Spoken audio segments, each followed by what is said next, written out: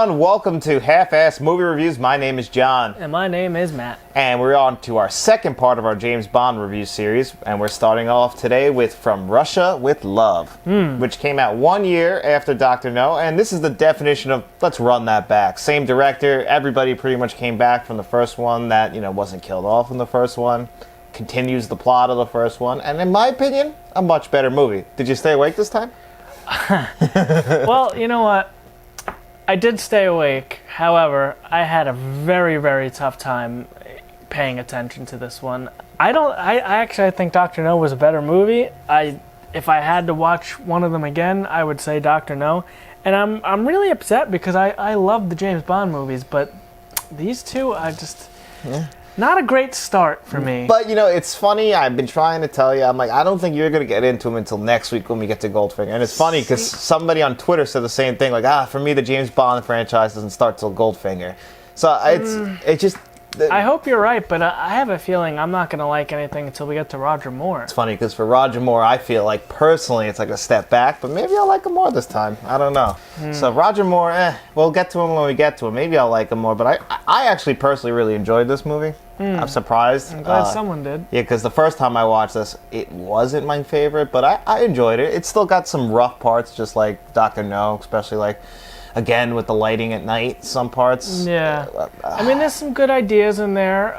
There is more action than the original. But again, I don't need all the action. If there's a good movie, there's a good plot. Honestly, I don't even know what the fuck happened. Like, I mean, granted, I was picking up my phone often, and I had a very, very tough time keeping my eyes on the screen and trying to watch this one. I didn't fall asleep. But, you didn't enjoy yourself, is what you're saying. No. I can understand. I actually did enjoy, and this one is, the plot is definitely a lot more going on than in the first one, because you got Spectre now, it's a Cold War story, it's a real spy film. This one really is leading into the spy aspect, Did they even go to Russia? It's called From Russia with Love, and we did not even see Russia. No, they spend most of this film in Istanbul, I don't know how to pronounce the word from they're in Turkey. Istanbul. Istanbul, I think you're right there. Yeah. I think you hit it. So yeah, that's the one. They spend most of their time there in that country. So it should have been from Istanbul. Well, it's about the plot is about Russia, U.S., Cold War. Like actually, in the book From Russia in Love, this isn't the same. Like in the book, they don't even have Spectre in the book. It's more about actually. It is about the Cold War. And it was John F. Kennedy's one of his favorite books, The President. And this was the last movie he saw before he went to Dallas, actually, at the White House. And you know what happened in Dallas, right? That's when he got shot, right? Yeah, that's when his brains came out the back of his head that day. Interesting. So, now, big fan. The villain, you're a big fan of the shooting? Or? No, I'm saying John F. Kennedy was a big fan of From Russia with Love and Ian Fleming's books. So. That was an X-Files. Remember that X-Files episode? The cigarette smoking man is the one who actually killed Kennedy. Of course. X-Files, much better than this movie. Anyway. I'm going to agree with that. It's a whole amazing series one of a time. I would love to be talking about X-Files. But continue your thought on the villain. The villain. So it looks like they were molding this guy, and I thought we were going to get like a one-on-one, and Bond was trying to complete a mission, and then this guy is going to come in and stop him, and they were going to have a one-on-one. So basically, we never got that. Well, we kind of did. He kind of outsmarted him at the end, and then killed him. But that villain who you're talking about, Grant, I know you didn't realize who the actor was because you would have brought this up, and he's in literally one of your top 2 favorite movies ever. He's in a Terminator movie? No, he's in a Jaws movie. The first Jaws. That is Robert Shaw. No. Yeah. That was Robert Shaw? Blonde guy? The blonde guy was Robert Shaw, and I knew you wouldn't recognize him, so I was waiting. I thought Robert Shaw was the guy petting the cat. No, that guy is the professor from the first movie, actually. His voice is dubbed over, so they just use the same actor. Like Robert Shaw, so the guy that was laying down on the blanket that the girl was oiling up. Yes, and then gets punched in the stomach and he doesn't move? That's Robert Shaw. No. Yep. That's Quint. That is Quint. Let me show you right here.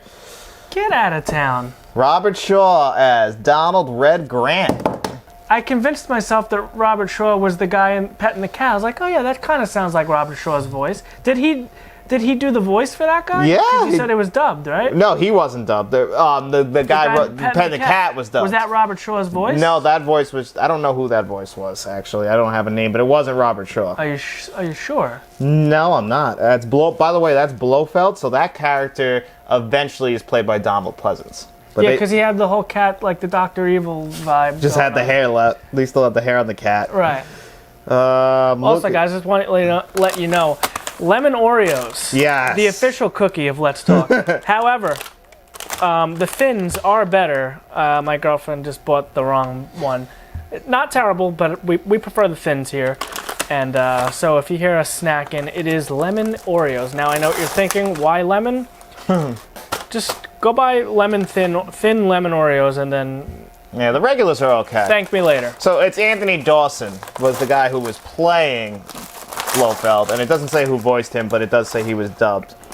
So, what? What? Are you kidding? What? Come on. It just folds over weird, don't you admit? You gotta admit. No, it doesn't. Still too Literally fits perfect. These are good though. 2 hands for a half a cookie. Makes sense. Anyway, before we dive in, I think the best thing that we got out of this movie was probably this Xbox game. Now, I played this when I was younger. I don't remember much. I probably didn't love it because it was old, you know? Yeah, it's like Xbox and PlayStation 2. No. I'm saying it was set in the 60s when so I was younger and I didn't acquire the nostalgic taste yet like that. I also didn't see the movie, so like this was way after GoldenEye. Yeah. That's 2003, I want to say? I can't say much about it. It's 4 players, so I guess there was some pretty cool multiplayer. But yeah, I just remember this was a big cover on the Game Informer. Yeah. I remember there was a whole month where this was the whole cover, and I remember that I might even have that Game Informer somewhere. Yeah. Russia. It is pretty crazy but this is actually one of the most popular James Bond movies. So there was a list of the top 25 British films of all time. Only one James Bond film made that list, and that was this movie. Really? It's just so strange. Out of every James Bond movie ever. How many... I'm trying to think, because GoldenEye got its own game. Mm-hmm. A lot of the Pierce Brosnan ones got their own games. They did, but they were coming out during the era of video games. Mm-hmm. And like when video games got started, like 1989 until 1995 at GoldenEye, no movies came out. So there's probably no James Bond games. Right. Well, actually, there was... Is there a Nintendo James Bond game? Yeah. Okay. I think there was an Atari one, too, but, like, they're very primitive. I'm sure they're either called The Living Daylights or License to Kill, because those are the two. I don't remember. I looked it up, a complete list, and I wanted to start, like... I got the Nintendo one, 64 one, so PlayStation era and on, I'm going to start collecting. So I got to move to PS2 and Xbox now and clean a couple of those up because I have most of the 360 ones. Again, John is going to drive the ship here. He's going to try to break down the plot for you, and I'm going to just sit here and listen and chime in when I can because... yeah, I want to know your thoughts on this because you know... Well, I gave it a 2 out of 5 stars, and I thought that was being generous because I just had a terrible time watching this one. But I'm excited to check out I was excited to check it out. I never saw this one. I don't think I've really seen any of the Sean Connery ones now that I'm going into it. I might have seen Goldfinger. I'm not sure. Goldfinger is extremely popular, and it's got a lot of the best action scenes throughout the entire... It takes place in America, so I think you might have seen that one. So, like, I brought up a complete list of... It goes Goldfinger, then Thunderball. And then I'm always get a little confused after Goldfinger, Thunderball, You Only Live Twice, Her Majesty's Secret Service. So Her Majesty's Secret Service is the first one without Sean Connery. Yeah, but then they go back to Sean Connery. It's George Lazenby. And then Sean Connery comes back for one more, and then... we're on to Roger Moore. And then we're on to Roger Moore, yeah. And then Roger Moore holds the role, and they're in the middle, in the 80s... There's a movie that comes out the same year as Never Say Never Again, which was Sean Connery playing James Bond again, but it's not an official 007. Right. Looking at this list, I thought there was way more Bonds. Well, I was talking to somebody on, I was talking to Shamrock Balls, actually. We always talk about him. He was noticing the same thing. Like, they just were chugging them out in the 60s and 70s, and then we got to, like, the late 80s, and they just slowed down. So it goes 62, 63, 64, 65. We skipped a year, 67, 69. Skipped another year to 71. And then we start skipping some years, 73, 74. And then here's the biggest jump from 74 to 77. 89, 81, 83, 85, 87, 89. And then that big jump from 89 to 95. To 95, and then we get my guy, Pierce Brosnan. From 95 to 02, correct? Pierce Brosnan, 02. Yep, Daniel and Craig is 06. 06, 08, and 11. And now is No Time to Die Daniel Craig's last Bond? Yeah, he's out as Bond, and they have. I'm actually excited to check out the Daniel Craig one. The Daniel Craig, especially after watching Knives Out. I'm excited to check because I never seen any of the Daniel Craig ones. You'll love the Daniel Craig ones. I've seen ones. all the Pierce Brosnan ones, and I think I've seen all the Roger Moore ones. Yeah, Roger Moore, I feel like, and Pierce Brosnan definitely are right up your alley. I know you'll like the Daniel Craig ones. I'm curious to see where you stand with Timothy Dalton, though, when we get to him. I remember not enjoying those also, but I think it was also his look. His look, I would say, his look is different. But do you recognize him from another movie? Do you Hot Fuzz. Hot Fuzz. Timothy Dalton's in Hot Fuzz. Is he? Yeah, he's that one boss who's always smiling. He owns the I don't really love Hot Fuzz. Hot Fuzz is the best out of those movies. That is wrong. No. Shaun of the Dead. Okay, watch Hot Fuzz again. And I promise you Hot Fuzz will be your favorite. It's been a very long time. I have to rewatch it. But that's like the one with the cult or some shit, right? Yeah. Hot Fuzz is great. I don't remember liking it. It's an action film satire. And I didn't see the third one. Oh, was it World's End? At World's End. Yeah. That one's not my favorite, personally. I have the 4K set. I specifically bought it for Shaun of the Dead. I bought it for Hot Fuzz. Yeah, Shaun of the Dead was... I like Shaun of the Dead. I love that movie. Don't get me wrong, but Hot Fuzz, I think, is slightly better. I've seen Shaun of the Dead probably like 55 times. Really? I love Shaun of the Dead. Shaun of the Dead. Every time I watch it, I'm like, okay, that was good, but Hot Fuzz... Me and Gonzo used to watch that one a lot. All right, well, we're getting off topic while talking about From Russia with Love. I have that on DVD, Blu-ray, and 4K now. I have it on Blu-ray and 4K, too. I have a steelbook of Shaun of the Dead. Oh, that's cool. Yeah, actually. Yeah, well, I'm just trying to keep it off the topic of... Because you don't want to go... I just want to make one note. Kicking and screaming through this whole thing. Pedro Armendariz, I know I'm saying that wrong. That guy played Kirim in the movie. He was the MI6 agent in Istanbul. He's working with James Bond a lot in this movie. Okay. His last movie role, he got diagnosed with terminal cancer before they started filming. So he actually powered through. They shot all his stuff first because he was going to die.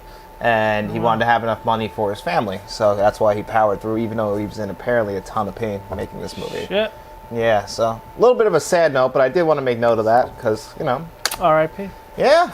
Yeah, well, I mean, most of this cast is dead at this point. I'd imagine. Yeah, because it is 1963. Mm-hmm.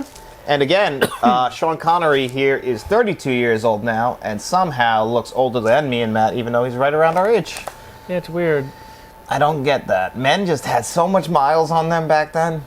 From what, though? You're a movie star. Yeah, but he wasn't a movie star before this. What did he do? He acted, but he wasn't a big-time actor. Sean Connery, he wasn't their first choice. The only reason they were able to really lock him in is because they wanted to lock him down to multiple movies, and everyone else would only sign up for one, so he got lucky. Okay. But we're going to dive right into From Russia with Love. This is the first time a James Bond film opens with a cold open, which would become tradition. Yeah, I was going to say. Yeah, so this is where we see Robert Shaw training, and, they have the Bond mask. I can't believe that's Robert Shaw. And did you get a Mission Impossible feeling when he took down that guy and peeled off the face? Yeah, well, when he grabbed them, I was like, huh? What the fuck is going on? And then he pulled the mask off. I was like, what the fuck is going on here? And then the training thing.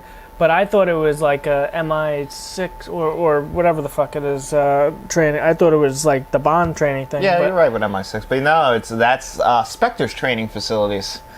So I also had a question. Like, he just kill that guy? Right? Yeah. But they did say later on when they were walking through the training facility, like, oh yeah, we use some. Yeah. It's like, who the fuck? Like, I'm assuming a lot of their budget went to that training facility scene too. Oh my god. That, like, can you imagine, like, how do you hide that? Like, you're Spectre, like, how do you hide that? Like, this fucking place is like being run like an army camp, like, on an island, a beautiful island. Yep.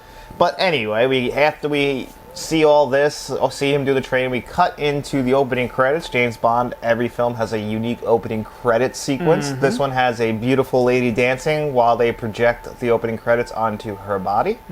Thought it was pretty cool. After that, we see some guy training. He's in a chess tournament, but he gets called by Spectre number 1, Mr. Blofeld, to come in. And he gives them this whole master plan that they're going to take down James Bond with because they want revenge. Because he took down one of Spectre's best. He took down Dr. No. So they come up with this huge plan to take him down. They send in Spectre number 3, that one girl with the red hair. Yeah, and I'm assuming that's, what's her name? Frau. Bring in the fembots!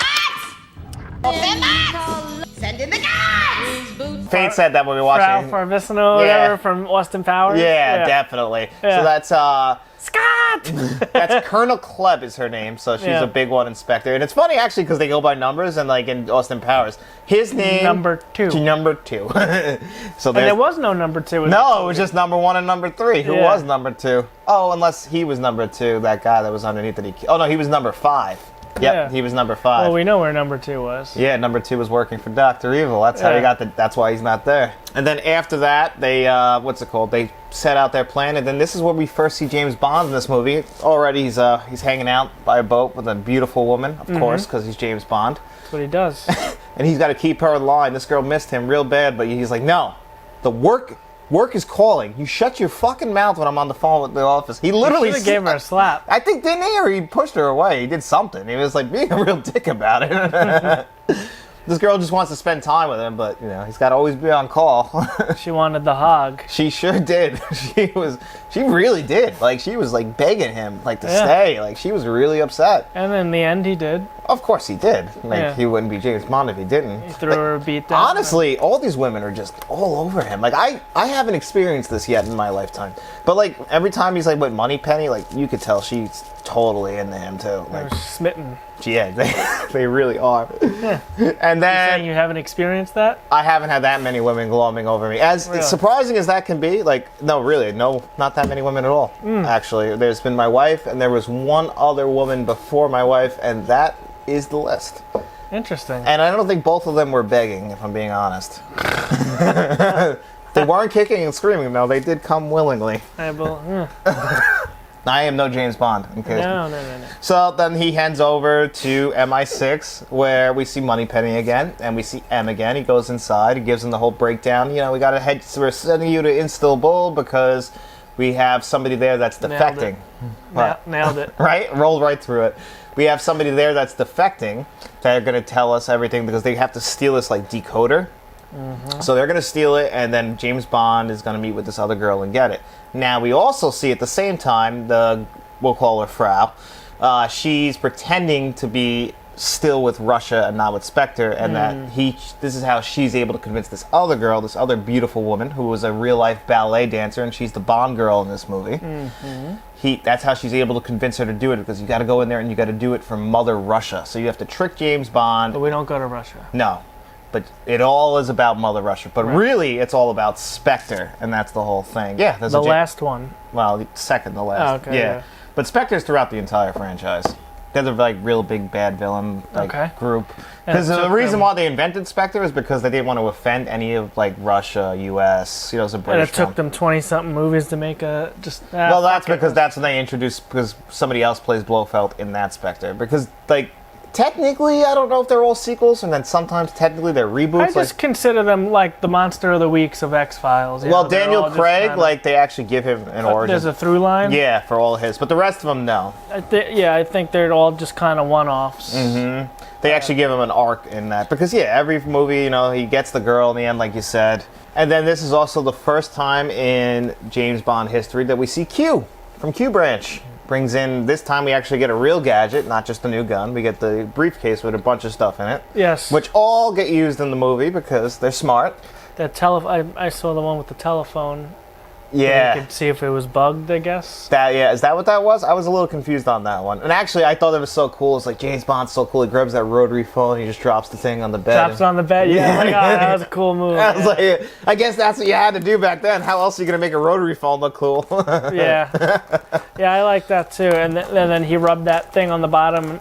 Yeah. He's like, oh yeah, I know it was, he knew it was bugged. Yeah. It also has, it explodes in your face if you don't open it the correct way, which again, that's how he gets rid of Robert Shaw's character later in the movie. We also see that it has a knife in it, and it's got some gold. So very convenient. Also doubles as an actual briefcase. You can put stuff in it, which he does. Okay, so then finally he gets on a plane, heads to Istanbul, and he gets in the car again. Nailed it again. I can't say it. And I noticed again, just like in Dr. No, every time they're driving, they turn these corners like they've never turned a corner before. Just hitting the brakes and just fishtailing it. Well, if anything, I would say there's a little skill involved. You know, Well, yeah, they are, because especially to handle these old cars probably don't handle too well. yeah, that's It's true. not a Nissan 240SX that they're No, it's drifting around these corners. They're with. probably all rear-wheel drive and everything like that. And the guy who picked him up from the airport was this head of MI6 in Istanbul. Istanbul. Istanbul. It's one of his sons, and they drops him off. They talk about everything that's going on. He has this secret passageway underneath his little Did you see that? He had a boat down there and everything like that. Can you imagine that? I always wanted a secret passage or a bookshelf or something. You go behind and just out to a whole new world. It's pretty cool. Yeah, Never got that. But somebody put that together, and this guy said, "Yeah, this is my workout every day, 11 to 3. He's down there freaking rowing." And actually, one little thing I want to point out: there is some shitty editing in here, but there was actually some really cool editing in here too, like some transitions, with they were looking at that little map and they transitioned into the big map of the facility. I don't know if you noticed that. I thought that was cool. We call this half-assed movie reviews because when there's movies we don't like, I'm going to half-ass it. Yeah, so you don't know what I'm talking about. I, like I said in the beginning at the top of the show, I had a tough time watching this one. Yeah. So I take all the... I didn't retain too much. I take all our notes for this, so I wrote down things that I thought looked cool, and I really thought that facility underneath where they can go look at everything. Unless I'm absolutely in love with the movie, I have a very tough time retaining the information. Yeah, Matt can't retain any information. We've been through this a million times. I was reading comprehension, very bad at it. Yes, and this man has made it this far. It's incredible to me. It just really is. It's incredible that I've made it this far. I mean, listen, we both have flaws, but you have some serious memory flaws. If we were both out on the streets, where it really matters, I think I'm going to last a little bit longer than you. Come on, that's not fair. You know I have no survival skills. Well, that's what's important. It doesn't retaining them. It's 2023. Do you think if there's a zombie apocalypse, I'm done. I'm out. I'm blowing my brains out. There's no way I survive. No way. I just think it's a little more important to be able to do something like that versus retain information from a stupid movie. I hate you. It's a bad movie. Yeah, I get it. Not a good movie. I get it. So anyway, then they drive off to, and this is where again we get some nice night scenes, and they travel to this they're doing some kind of ceremony. It reminded me of Ace Ventura when nature calls. Yes, when they were doing the belly dance. Yes, it reminded me of that. Then we get a female fight scene that lasts way too long, by the way. Yeah, and they were fighting over who gets to marry the prince or something like that. Yeah. This is kind of actually where I was like, wow, this went on a really long time. I noticed that too. I was like, huh, this is still going, okay. And then this leads into the scene where they kill that guy, and actually we see James putting together that sniper, and I was like, oh, they kind of cut quick in there, he must have had some trouble actually putting that thing together. Yeah, maybe. So we see that. Then they break in, he hears a gunshot, he jumps up, he reaches for his gun, and then that whatever camp or compound they're in is under attack, and then we get a little bit of action there. Yes. There is actually a good amount of action in this. Yeah, like I said, there's way more action than the first one, but still, at the end of the day, I didn't really care about what was going on, because it didn't interest me. I don't know. Yeah, and all through this, James is... I have a problem with older movies, Yeah, you do, but you don't really go back much. That's the thing. I need, mid-70s and on. Yeah, and we'll get there. There is some stuff where I had to look up because there is not the greatest editing. They don't give enough exposition, but yet they drag on a lot of these action scenes. Once the Bond girl is introduced, and then James finally figures out this girl's there to actually betray him, but she doesn't mean it, and it just gets a little bit convoluted there. And all through this guy Grant, Robert Shaw, he's out there killing everyone just so he can get close to Bond. Pre-Jaws Clint. Yes. Looking handsome as ever. And one thing we didn't bring up, is it that easy to get a job to go out there and be a killer for Spectre? You just got to take one gut punch with a pair of brass knuckles and not flinch?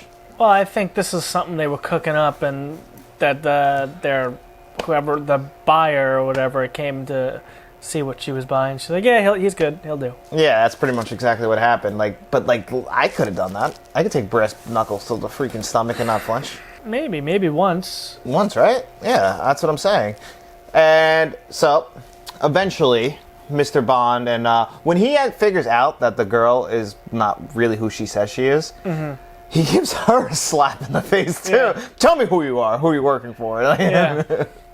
She did betray him. And, I mean, in her defense, she was being manipulated. Once she figures out that she was being manipulated, she does the right thing in the very end. Yes, and that's when she fucking had that little thing that the Joker had with the knife in the boot. We see that but it's poison. Yeah, because we see that earlier. And that was a ridiculous scene when he has the chair and he's holding her against the wall with the chair. Yeah. And she's trying to kick him with the fucking thing. Oh my god, that's the very end of the movie. But earlier in the movie, actually, Blofeld killed that one number 5 with that too, and he just kicks him under the desk, and he's like, 12 seconds. Kicks him in the ankle. Yeah, we're gonna have to work on that. Yeah. It's a little while.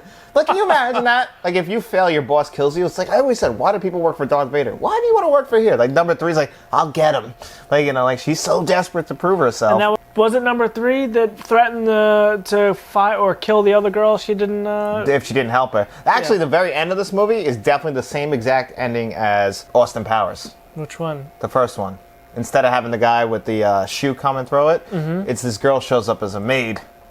Right. And now she's like, and Bond blows her off as just a regular maid, but really she's there to kill him. It's just like that. And I think even the wallpaper on the hotel is the same. I could be wrong on that, but I think I know. That's when they were on their honeymoon, right? Yeah, because now they're in love. And honestly, who throws a shoe? Yeah. And then honestly, that's how they go from the first one to the second one, when she turns out to be a robot, because that's kind of like in the Bond thing. We got to kill off the last one because we have to have a new Bond girl introduced. I never liked that. What, that they never... That she was a robot. Yeah, but that's just all part of the spoof of the James Bond movies. Yeah, I like to think that she wasn't a robot the whole time. I don't think she was. I don't look at it like that. That bothered me too, though, in Spy Who Shagged Me. But you always got to move on. He had to move on to his next girl. Yeah. So, that's how it works, and it's the same thing with this. And when they were on the train... Remember the Madonna music video? Oh, is that the one with the... How I feel... That one? You might have to cut that out. But, no, I think it was Beautiful Stranger.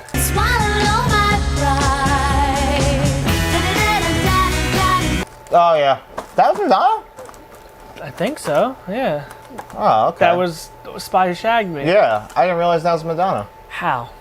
First of all, an Oreo was one bite.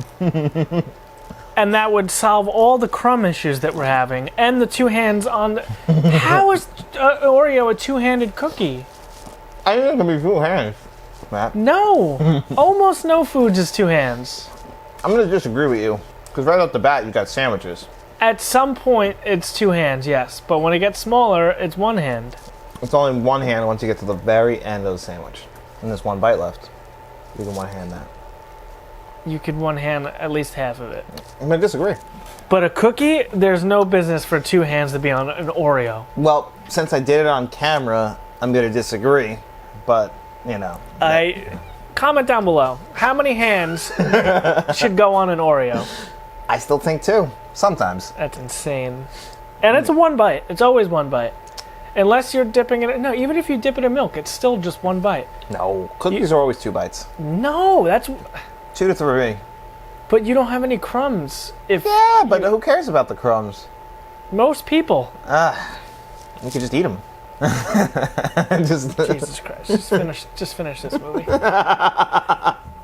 I mean, we kind of already jumbled up. We kind of already are all over the place, so... You get the idea.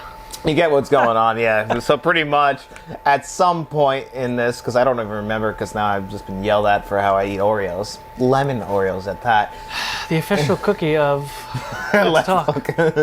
At some point, they end up on a train, and Nash, who's supposed to meet them there, gets killed by Grant, because James Bond doesn't know who Grant or Nash is, so he's never seen them visually. Nash works for MI6. He's supposed to meet James Bond on this train. Nash shows up, it's Grant and James Bond. You know, they start acting cool, but then Grant decides, hey, here's my moment. I'm going to try and kill James Bond. And they have a fight in the train car and everything. And you didn't like this fight? Nah, I mean, you got it from this. I was looking at it, and like, you know, there's a lot of hard edits every time a punch is thrown. I guess they have coverage, so that. Like I said, we were talking when I was watching this movie, and might have been on eBay. Well, the way he kills him is he has the thing explode in his face, and he ends up putting him down. Like, he kills him. This big fucking tough guy. I mean, he would come back to life. He was already on the SS Indianapolis, right? Mm-hmm. See what I did there? It's Jaws reference. Yep. And Men go in the water. Yeah. Sharks are in the water. The voice, that's what really threw me off. But he is British in real life, so this is probably closer to his real voice. Okay. So, most actors. And then, once they're off the train, and they do an awesome escape route, because they use the escape plan that Robert Shaw was supposed to use. So that's why they're running around, and like he kills that one guy, and then they get on the boat, and then actually they're driving around first, and this is where the helicopter chase scene is. And this was pretty cool. I enjoyed the helicopter chase, but that was annoying as fuck, actually. Really? The helicopter? It was overhead, back and forth, and I feel like they used the same shot. No, they definitely used the same shot. Back and forth. They definitely only had like 3 good helicopter shots. Yeah. But I didn't mind it, because actually I'm pretty sure they really crashed that helicopter. Maybe. It looked like it, unless that's a miniature and some tricky camera work, but I think they crashed it. And that helicopter, is that what helicopters look like in the 60s? Like, it's a weird looking one. It just didn't have all the body panels. Yeah, it's just very limited. And then we go into another chase scene, because the two of them get on a boat, and now they're on the run again. And this boat, and did you notice that James Bond in that situation threw on a captain's hat while on the boat?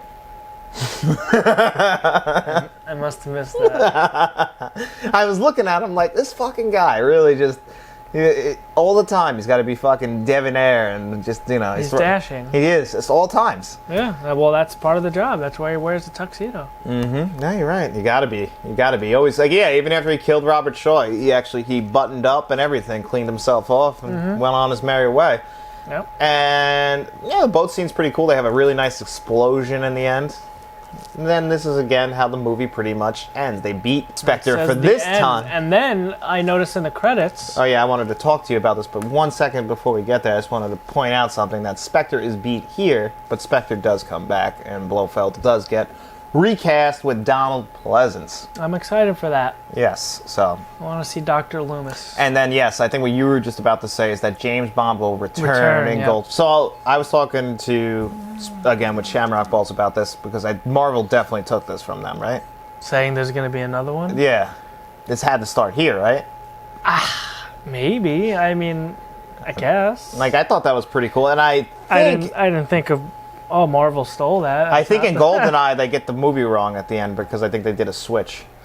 Oh, really? Yeah. If I remember. All of them have... He'll return? Mm-hmm. Oh, okay. See, I didn't know that. Because I do think that the Bond movies are the Marvel movies of the 60s and 70s. Marvel movies are a little bit better. I agree with that, but like, look at the years. Think about it. Our parents were going to see the James Bond. Both of our parents, I don't think... Our sets of parents were even born when this movie came out. My dad was born in 66 and my mom was born in 70, so... My dad was 60-something. Yeah, and so I don't think that they were even around for this. So this is the technology that they had to work with. So yeah, the movie might be rough, but it's, for the time, you gotta admit, it's pretty damn good. Right, yeah, if it was 1962 or 63 and we went and saw this, I don't think I'd be as upset. No. Because you probably never saw anything like this. Right, but now, looking back, now it's just like, Yeah. You know, no, I get that. I get that. I would have rather watched GoldenEye or we had a lot of other movies. I think that since we're through From Russia with the Love now, and I enjoyed my time with it, I gave this still 4 out of 5 stars on Letterboxd, which is the same score I gave Dr. No, but I think I preferred this movie. No. If I'm being honest. I enjoyed... I thought Robert Shaw was good. I enjoyed his villainous performance. Also, you know, we had the same color hair. What can I say? I thought Dr. No was slightly better. But again, I don't think I'm going to like anything till we get to the Roger Moores, if I'm being completely honest. I would be surprised if you don't like Goldfinger. I would be surprised. We start to get some of the cheesy lines. I can't think of like any movies from the 60s that I really that I know and like. I'm trying to think of a movie from the 60s you would like too. I don't know. I don't think so. I don't think you like any movies until we get into the 70s. Right. When we think about it. Yeah, that's what I'm worried about. Yeah. I was looking at it. Roger Moore is like the first one in the 70s. He is. Yeah. So, I don't think he. Yeah. Do you have any even horror movies? Is there any 60s horror movies you like? Not that I know off the top of my head. Like Texas Chainsaw is almost in the 60s, but it's what, 72? So I guess that's close. This is still almost 10 years before that. Yeah. Yeah. No. I guess maybe this isn't your thing. Yeah, it's still, I think it's a little early for me. Yeah, I watch movies from the 30s and 40s. Yeah, I don't think I can do that. I mean, you have, because we've been through this. You've watched The Wizard of Oz. Wizard of Oz, right. And you've watched some of the Universal Monster movies, which are 30s. Yeah, okay. So there's some in there. There's a few exceptions. Yeah, but no, I guess you don't go back. Not really. No. And I understand. You know, it's a little rough, especially like these. Actually, sometimes some of the stuff in this looks worse than some movies from the 50s, just because this is early color and. And again, we have different tastes Taste. and what we want out of a movie. I like a perfect movie for me. Obviously, is The Terminator, but like I love like disaster films and stuff like. I like action popcorn. Mm-hmm. Matt's not always there for the emotional connection, if No. ever. But Yeah. but then again, you watch a movie like Dazed and Confused, which has a very limited plot to it, and it's more of like just a story, and they're just hanging out. It's I really love just that. a hangout movie. Yeah, That's I all love Dazed and Confused. So it's like, you know, that's all like dialogue, really, and you have no problem with that. But that hits different. It's different, I guess. I don't know. All right. No, fair is fair. You have your opinion, even if I don't respect you. It is your opinion. But hopefully Goldfinger's a little bit better for you. My opinion, and it is right. Well, I saw a comment for last week's that said like action, like because I guess you were saying how you like action. Some guy was making fun of you. Yeah. Well, again, I don't need all the action if the movie's good. Yeah. But if it's a bad movie, you know. Yeah. And again, I don't even think the action was great here. So. No, the action was dated. That's what it was. It was good enough, but they have to do all this stuff practically. Like this is all done by them. They did Star Wars practical, and look how that turned out. That was 1977. Star Wars, they considered a film that changed the game. Like movies, literally, we're trying to copy. We were even talking about Roger Moore has a movie called Moonraker, which they only made because they were trying to copy Star Wars. There's no reason for James Bond to go there. There's no reason. Make sure you guys tune in next week. Yeah. For Goldfinger. And hopefully we can finally get Matt to like a James Bond movie so far. We know he likes later James Bond movies, but right now the early James Bond movies are giving him a hard time. Yeah, I don't think I've ever seen the Connerys. I think Roger Moore is really where I started. Well, Pierce Brosnan was my start, and then I went back and saw a lot of the Roger Moore ones. Just curious what you think of George Lazenby's one movie. Now, is Goldfinger anything like Goldmember? So, it's the because I don't really love Goldmember. Goldmember, the movie? No, Goldmember is not my favorite, but there are some good jokes in Goldmember. There is, but I would say out of the three, that's the worst. I think they go in order. Yes, they gradually get worse. Yeah, but I mean, I saw The Spy Who Shagged Me first, actually, and then went Really? back. Yeah. Oh, I saw the original Austin Powers like pretty soon after it came out. Well, it was 97 for the first Austin Powers, then 99 for The Spy Who Shagged Me, and I remember renting The Spy Who Shagged Me from Blockbuster, and then going back and renting International Man of Mystery. Oh no, I saw the first one before the second one was even a thought. Really? I remember thinking, because after watching The Spy Who Shagged Me, and then going back to the first one, remember in the first Austin Powers, they have those transitions where he's like singing, like he's with the band and everything, and they took that out, but I was like, wow, that was a weird choice. I don't know if I like that or not. It was better. Yeah, I like that a lot. You like those transitions. But why don't you guys keep up with us while we're watching all the James Bond movies, so you guys know next week we will be doing Goldfinger. And I think Matt is going to enjoy that, but we will see. And now, also, in the next few weeks, we are going to probably do like 2 of these a week, because we want to build up to May 19th when Matt wants to watch Fast X in theaters, and because I have to go... that's a movie. Now, because I have to go see that with him, and I do not enjoy the Fast and Furious franchise overall like he does. I love it. I'm looking forward to rewatching them all on 4K and letting you guys know what I think of them. And, we'll get to watch Matt gush and just glam all over that, though. But that's a franchise. Yeah, that's a franchise. All right, that's for sure. It's all about family and Corona. I'm looking forward to it.